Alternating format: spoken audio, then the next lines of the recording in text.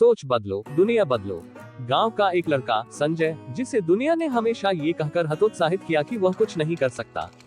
उसके माता पिता किसान थे और घर की आर्थिक स्थिति बहुत कमजोर थी। गांव के लोग कहते, इसका तो कुछ नहीं हो सकता, ये हमेशा गरीबी में ही रहेगा। लेकिन संजय के अंदर कुछ अलग करने की चाह थी। वह जानता था कि अगर उसने अपनी सोच को बदला तो उसकी दुनिया भी बदल सकती है।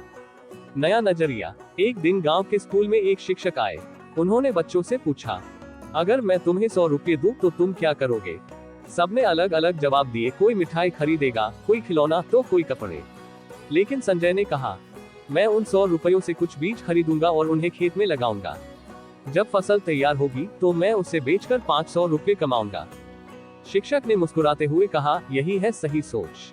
अगर तुम्हारी सोच बड़ी होगी तो तुम्हारी दुनिया भी बड़ी बनेगी। ये सुनकर संजय को एहसास हुआ कि सफलता पैसे से नहीं बल्कि सोच से मिलती है। सोच बदलने का पहला कदम। संजय ने तय कर लिया कि वह शिक्षा के माध्यम से अपनी जिंदगी बदलेगा। लेकिन मुश्किल ये थी कि उसके पास किताबें खरीदने तक के पैसे नहीं थे।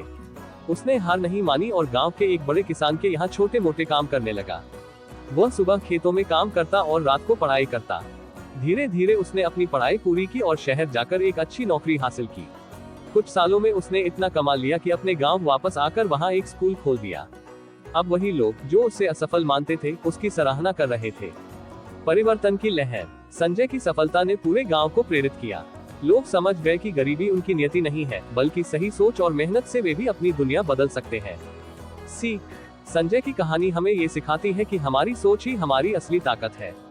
अगर हम खुद को हारा हुआ मान लें तो कोई हमें सफल नहीं बना सकता। लेकिन अगर हम सोच लें कि हम कर सकते हैं तो पूरी दुनिया भी हमें रोक नहीं सकती। सोच बदलो, दुनिया बदलो।